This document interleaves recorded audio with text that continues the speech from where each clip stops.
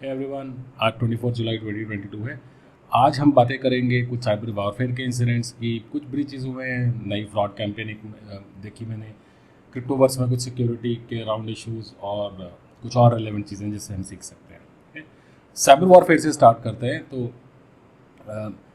Ukraine के कुछ radio station hack हुए हैं और उन लोगों ने एक ब्रॉडकास्ट करी फेक न्यूज़, जो वहाँ के प्रेसिडेंट है व्लादिमीर ज़ेलेंस्की की हेल्थ के बारे में। उन्होंने ये फैलाया कि वो इंटेंसिव केयर में हैं और उनकी जो ड्यूटीज़ हैं वो वहाँ की जो पार्लियामेंट है उसके चेयरमैन हैं रसलान स्टेफनचुक, वो कैरी आउट कर रहे हैं।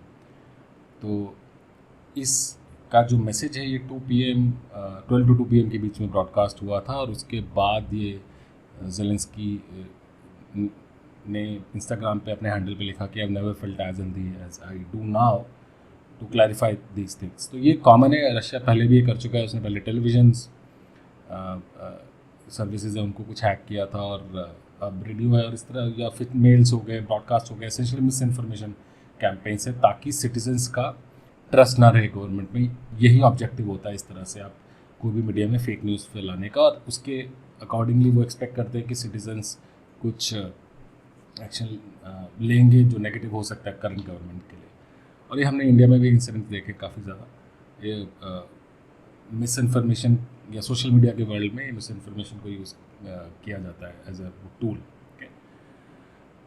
साथ ही साथ रशियन हैकर्स ने क्या किया है कि उन्होंने यूक्रेनियंस को ट्रिक करने के लिए एक फेक ऐप बनाई है एंड्रॉयड पे। तो आप लोगों को अगर याद हो तो जब ये वॉर चालू हुई थी तो यूक्रेन ने एक IT आर्मी बनाई थी, एसेंशली कॉल आउट दिया था कि यूक्रेनियन सिटीजन से हम IT आर्मी ऑफ यूक्रेन बना रहे हैं। एक टेलीग्राम ग्रुप भी है जिसमें आप चाहें तो रशिया के अगेंस्ट आप हैक कर ये ग्रुप में पार्टिसिपेट करिए और साइबर अटैक्स करिए। ओके, और एसेंशली वो DDoS थे, distributed denial of service, Russian websites पे। अब इस स्पेसिफिक एक्टिविटी जिसकी हम बात कर रहे हैं उसमें वहाँ के एक थ्रेट एक्टर है रशिया का टुडला, जिसका दूसरा नाम है वेनमस बियर, वाटरबर्ग, यूरोब्रोस, क्रिप्टॉन, और ये रशिया की जो FSB है, फेडरल सिक्योरिटी सर्विस, उससे लिंक्ड है सपोजिटली। टुडला ने पहली बार ये एंड्रॉयड मैलवेयर डिस्ट्रीब्यूट किया और उन्होंने ये बोला कि एक कैंपेन लॉन्च करी जिसमें उन्होंने लिखा कि आप एक ग्रुप है साइबर अज़ोव करके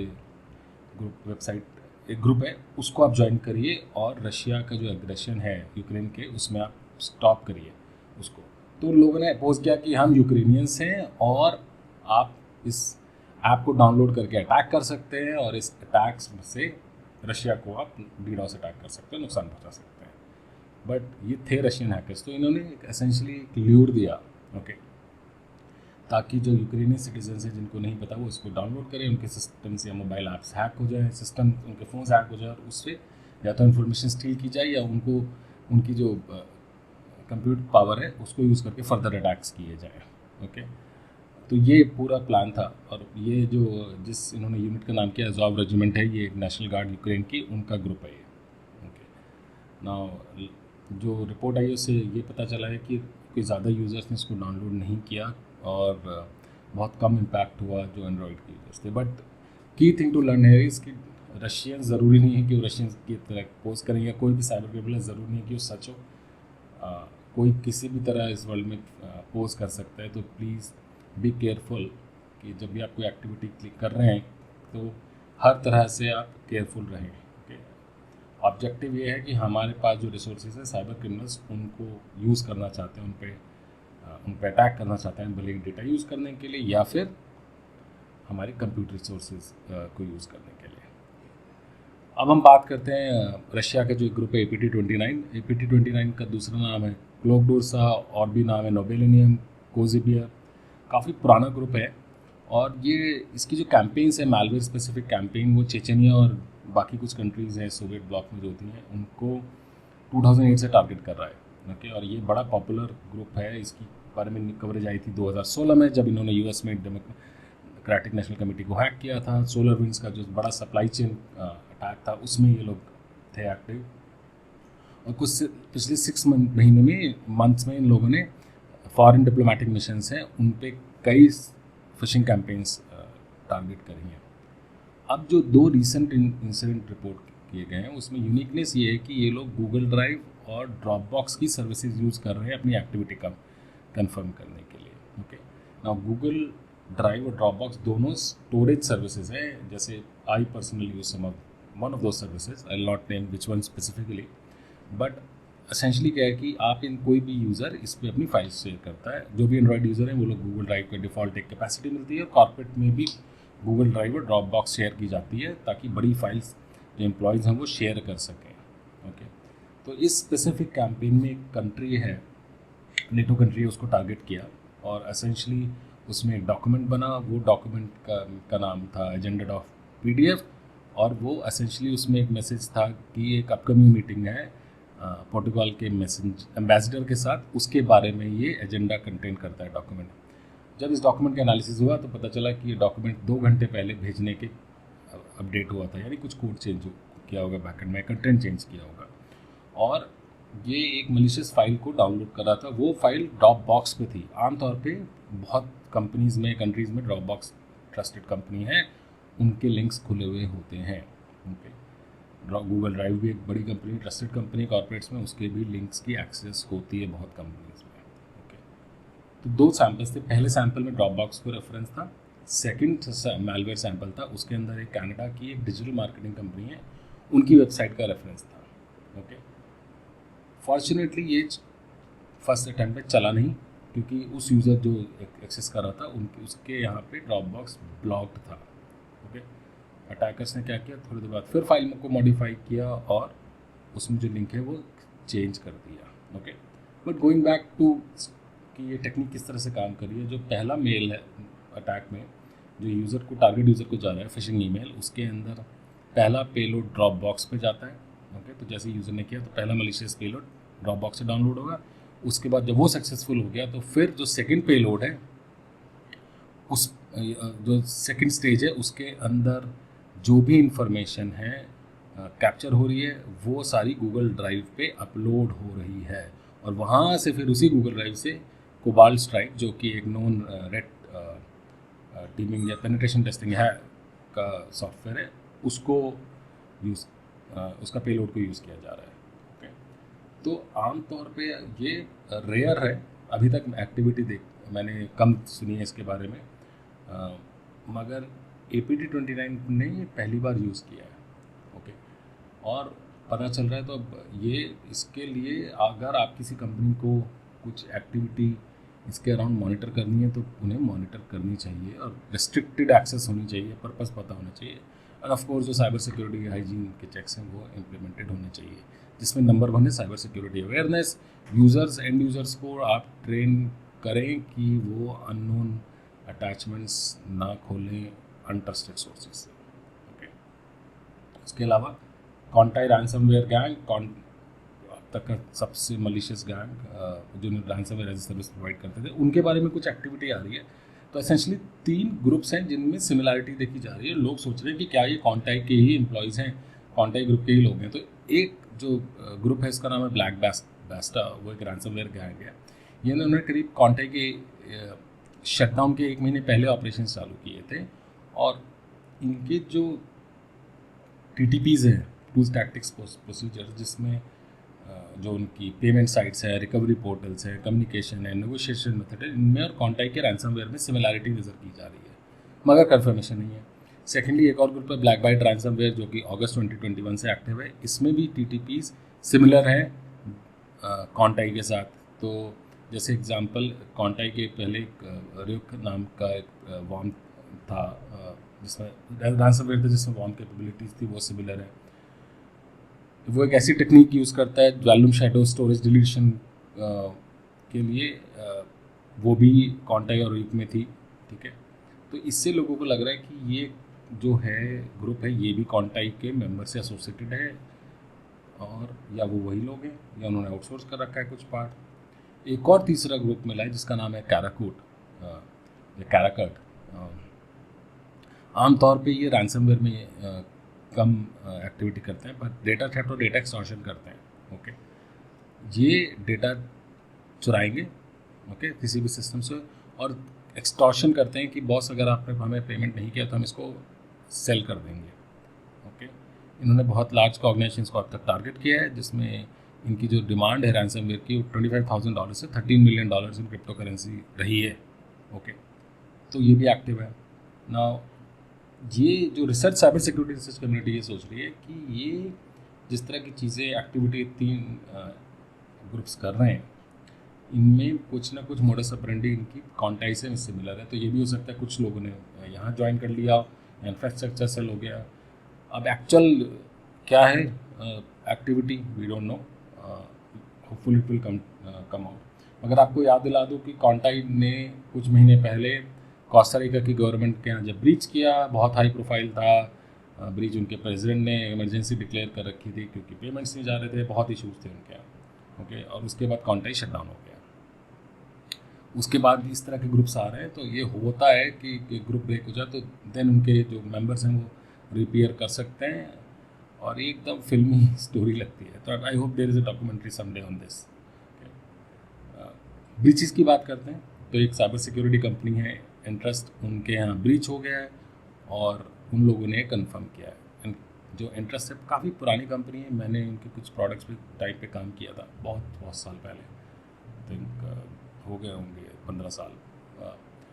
वो लोग सिक्योर कम्युनिकेशन यानी इंक्रिप्शन के लिए कुछ प्रोडक्ट और सर्विसेज ऑफर करते हैं, डिजिटल पेमेंट्स को सिक्योर करने के लिए करते हैं, आइडेंटिटी सिक्योरिटी के लिए करते हैं, और वो काफ़ी पॉपुलर हैं यूएस गवर्नमेंट में और पब्लिक एंड प्राइवेट सेक्टर दोनों में। तो उनके यहाँ से न्यूज़ आई है कि जून में उनका नेटवर्क ब्रीच हो गया था, और जो डेटा हुआ था वो जो डेटा है कॉर्पोरेट डेटा वो स्टील हो गया था। ओके, अब ये लोग जो इनके स्टेटमेंट्स हैं इनके सीईओ टॉड विल्किंसन से कि they are working on it and there is a third party cyber security firm और लॉ इन्फोर्समेंट इन्वॉल्व है। ज़्यादा डिटेल्स नहीं आई हैं, मगर जिस रिसोर्स से या सोर्स से मैंने ये इन्फॉर्मेशन पिक की, उन्होंने कंफर्म किया है कि रैंसमवेयर इन्वॉल्व था इसके अंदर, और रैंसमवेयर ग्रुप ने क्या किया, उन्होंने एक कॉम्प्रोमाइज क्रेडेंशियल किसी एम्प्लॉय के यानी यूज़र नेम पासवर्ड किसी ग्रुप से खरीदा और अंडरग्राउंड साइट से, और उसको यूज़ करके कंपनी को हैक किया। तो ये होता है। ओके, जो हम लोग छोटी छोटी चीज़ें स्किप कर देते हैं कि यार पासवर्ड ब्रीच हो गया, कोई फ़र्क नहीं पड़ता, मैं तो पासवर्ड चेंज कर लूँगा, ग्रेट। बहुत लोग नहीं चेंज करते हैं या सेम पासवर्ड रखते हैं। एंड अगर आपका पासवर्ड कॉम्प्रोमाइज़ है किसी ऐसे बिना किसी ज़्यादा इम्पैक्ट के, आपने किसी वेबसाइट पे डाला फिशिंग में, उससे आपको कोई इम्पैक्ट नहीं हुआ, लेकिन अगर आपका पासवर्ड एक भी एम्प्लॉय का चला गया तो वो फिर इवेंचुअली अगर अंडरग्राउंड फोरम्स में सेल होगा, और इसी तरह आपकी कंपनी को या आपके बिजनेस को टारगेट किया जा सकता है।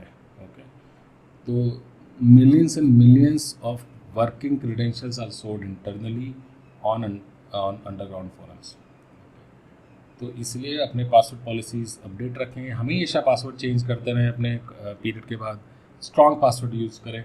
ओके, और सेम पासवर्ड हर सर्विस के लिए यूज़ ना करें, बहुत कॉमन है तरीका, लेकिन there are easy ways to make passwords. So yeah that was interest breach. India में क्लियर ट्रिप एक वेबसाइट जिसको हम लोग यूज़ करते हैं, और अपनी ट्रैवल बुकिंग्स के लिए वो ब्रीच हो गए हैं। तो कंपनी ने कंफर्म किया है कि एक सिक्योरिटी अनॉमली की वजह से एक्सेस हो गई सिस्टम्स को, हैकर्स को, और थ्रेट एक्टर ने इंटरनेट पे स्क्रीनशॉट डाल दिया था। उस स्क्रीनशॉट में जो डेटा है वो कस्टमर्स का डेटा, हमारे आपके जैसे यूज़र्स का डेटा, कुछ क्लियर ट्रिप का इंटरनल डेटा, ऑडिट का कुछ डेटा है।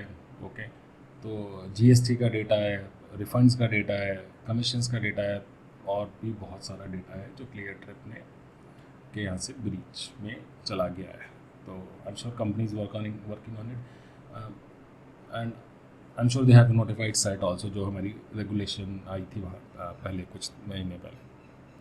इसके अलावा एक और कंपनी फील्ड जो कि मेंटल हेल्थ के में काफ़ी पॉपुलर है, उन्होंने कंफर्म किया है कि एक उनके सिस्टम में वल्नरेबिलिटी थी, उसकी वजह से कुछ 78,000 यूज़र्स का ईमेल एड्रेसेस एक्सपोज हो गए हैं। तो हुआ क्या कि एक सिस्टम प्लेटफॉर्म में कुछ मिस्टेक हुई किसी लगता है किसी यूज़र से, और कोई भी यूज़र जो उस प्लेटफॉर्म का मेंबर था वो कुछ 78,000 यूज़र्स के ईमेल एड्रेसेस देख सकता था, और ये यूज़र्स कुछ 177 कंट्रीज़ में रिसाइड करते हैं। तो anyways this is fixed now, but again another issue of configuration mistake that can lead to in this information loss. और ये इस तरह के जो सिस्टम्स आ रहे हैं जहाँ पे सारी इन्फॉर्मेशन ऑनलाइन रहती है और सिक्योरिटी पे ज़्यादा फोकस नहीं होता, यूसेज पे ज़्यादा होता है, उसमें अक्सर इश्यूज आता है। Okay, so I know that Filio is a good company, they will fix it, but बहुत मेहनत लगती है। You have to be really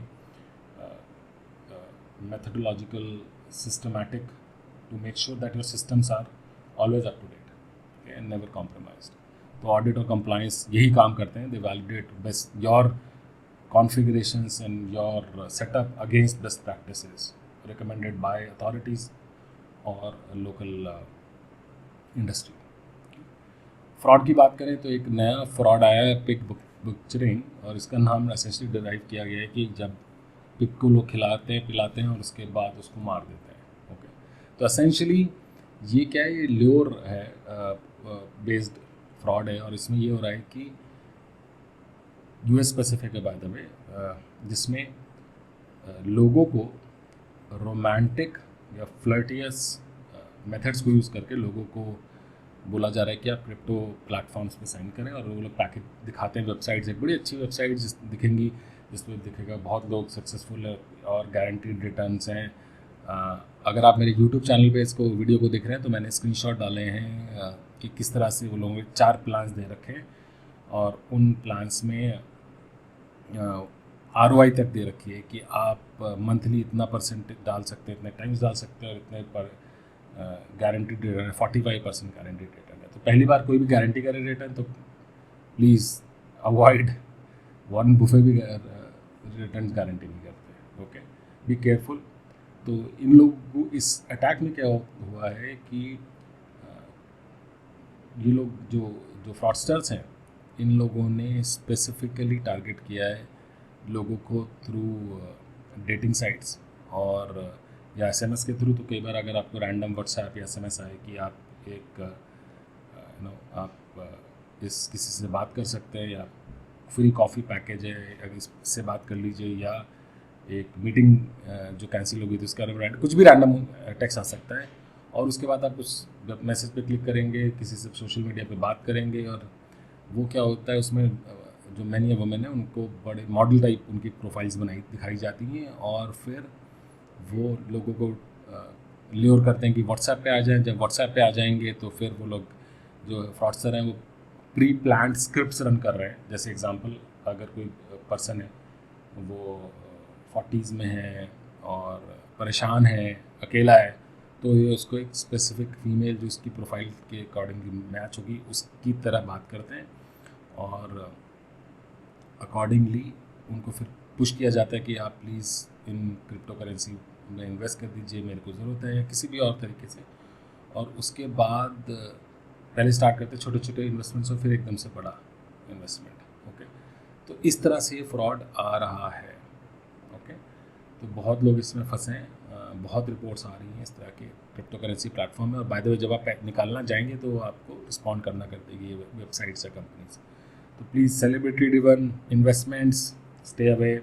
मैं रिकमेंड करता हूँ कि please celebrity driven, lure driven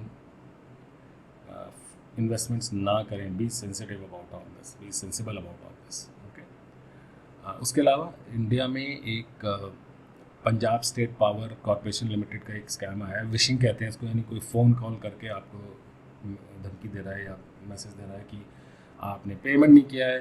तो पंजाब स्टेट पावर कॉरपोरेशन के नाम से कुछ लोग फ़ोन कर रहे हैं और बोल रहे हैं कि बॉस आप पेमेंट कर दीजिए, अगर नहीं करेंगे तो आपको डिस्कनेक्ट हो जाएगी। ओके, तो इस तरह से फ्रॉड आ रहा है। तो किसी भी स्टेट या कंट्री में हो सकता है। प्लीज़ फ़ोन कॉल से कोई भी कंफर्म करे पेमेंट तो या कुछ और मांगे डिमांड करे, please verify this, don't make random payments ऐसे ही। ओके, क्रिप्टोवर्स पे मूव करते हैं। तो एक ग्रुप है A220, क्रिप्टो माइनिंग में स्पेशलाइज करते हैं। उन्होंने कुछ 30,000 सिस्टम्स को हाईजैक किया और उससे क्रिप्टो माइनिंग कर रहे हैं। तो आमतौर पे ये जो क्लाउड बेस्ड सिस्टम्स हैं, ये रॉन्ग कॉन्फ़िगरेशन होता है अगर सिस्टम से, उसके थ्रू हैक कर लेते हैं। कोई ज़्यादा कॉम्प्लिकेटेड नहीं है, स्क्रिप्ट्स आती हैं, आप उसे रन करिए और ये सॉफ्टवेयर बता देंगे कि कौन से सिस्टम्स पे एक पर्टिकुलर वल्नरेबिलिटी अवेलेबल है, चाहे वो डॉकर हो, अपाचे वेब लॉजिक हो, रेडिस हो, RDP हो, खुला है और उसको बाद ये हॉक इसको हाईजैक करके उस पर पॉन रिग नाम का एक क्रिप्टो करेंसी माइनर है, इसको एग्जीक्यूट कर देते हैं। ओके, और अगर पासवर्ड नहीं पता तो इन्होंने एक स्क्रिप्ट बना रखी है जो कि कुछ 450 हार्ड कोडेड क्रेडेंशियल्स है, उनको यूज़ करती है, और अगर एक बार वो एक सिस्टम पे चले गए तो दूसरे फिर उनको फर्दर वो अंदर ब्रूट फोर्स करती है बाकी सिस्टम्स पे एक्सेस करने के लिए। तो 8220 काफ़ी स्क्रिप्टिंग ओरिएंटेड ग्रुप है और इन लोगों ने इस तरह से हाईजैकिंग कर रहे हैं। और साथ ही साथ एक नया मैलवेयर मिला है इवलनम, जो कि क्रिप्टो करेंसी और कमोडिटीज़ प्लेटफॉर्म को टारगेट कर रहा है। ये अगेन ईमेल के through, most common method phishing email के थ्रू यूज़र को आता है, वो ईमेल से एक मलिशियस डॉक्यूमेंट डाउनलोड होता है, वो डॉक्यूमेंट के अंदर एक फ़ाइल आ जाएगी, मलिशियस फाइल, और वो क्या करती है, वो स्टीलिंग करना चालू कर देती है आपके जो क्रिप्टो के अराउंड डेटा है, वॉलेट्स में डेटा है। और ये अभी तक जो मैलवेयर है टारगेट कर रहा है ऐसी ऑर्गेनाइजेशंस जो कि फॉरेन एक्सचेंजेस, क्रिप्टो करेंसी या डेफाई, डिसेंट्रलाइज्ड फाइनेंस में डील करती है। और ये 2018 से एक्टिव है, और इसको एक एसोसिएट किया जाता है, ग्रुप है TA4563 और डेथ स्टॉकर नाम से, उसके से इसको लिंक किया जाता है। तो जहाँ पैसा है वहाँ पे साइबर क्रिमिनल्स जाएंगे ही जाएंगे। ओके, हमने पहले भी कुछ मैलवेयर और रिपोर्ट्स हैक्स कुछ कवर किए थे जो कि वॉलेट्स से डेटा स्टील करते हैं, स्पेसिफिकली डिज़ाइन किए गए हैं कि आपके हॉट वॉलेट से वो डेटा स्टील कर सकते हैं। Okay, be careful with your crypto wallets. And then FBI ने सीज किया है कुछ $500,000 के रैंसमवेयर पेमेंट्स और क्रिप्टो नॉर्थ कोरियन हैकर से। तो एक मॉई नाम का एक रैंसमवेयर था जो कुछ वीक्स पहले आया था, हमने बात करी थी उसके बारे में। तो उसमें जो ग्रुप एसोसिएटेड था वो नॉर्थ कोरिया बैक था, और तो department of justice DOJ of US उन लोगों ने इस रैंसमवेयर से एसोसिएटेड ये जो पैसा है 500,000 इसको रिकवर किया है।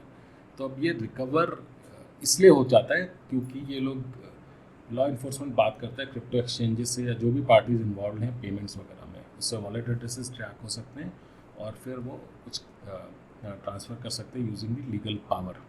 ओके, नाउ अगर आपको याद हो तो जो इंटेलिजेंस एजेंसीज हैं US की, उन लोगों ने मॉई रैंसमवेयर के बारे में एडवाइजरी भी जारी करी थी कुछ महीनों पहले। ये भी कहा था कि अगर आप क्रिप्टो, ब्लॉकचेन, डेफाई इस तरह के अराउंड कंपनीज हैं आपकी, तो इन पे भी अटैक्स होंगे। तो वही हम सब नोटिस कर रहे हैं। ओके, तो anyways the good part is exchanges are complying, some exchanges will comply, good people will comply, others won't. तो आई होप कि लॉज आ जाएं जो इस तरह के पेमेंट्स को इलीगलाइज कर दें कि अगर आपने रैंसमवेयर कैटेगरी में पेमेंट्स किए हैं क्रिप्टोज पे तो that is illegal in nature. बाकी सिक्योरिटी न्यूज़ की बात करते हैं तो एक और इंटरेस्टिंग रिपोर्ट आई है जिसमें कि इन्होंने स्टडी निकाली है लास्ट 30 ईयर्स की कि साइबर क्रिमिनल्स बनना कितना आसान हो गया है।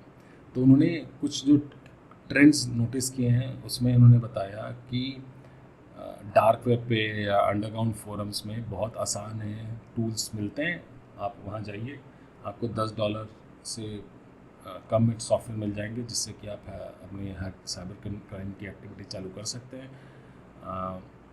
और या आपको बने बनाए जैसे मैं पहले कह रहा था स्टोलन क्रेडेंशियल्स मिल सकते हैं $5 में। और ऐसे भी सॉफ्टवेयर अवेलेबल हैं, plug and play malware as a service, DoS as a service, जो कि बहुत आसान कर देते हैं किसी भी पर्सन को साइबर क्राइम स्टार्ट करने में। ओके, नाउ जो कैटेगरी ऑफ सॉफ्टवेयर मिल रहे हैं उसमें जो सबसे कॉम्प्लिकेटेड या सबसे एक्सपेंसिव सॉफ्टवेयर है वो है एक्सप्लॉइट किट्स।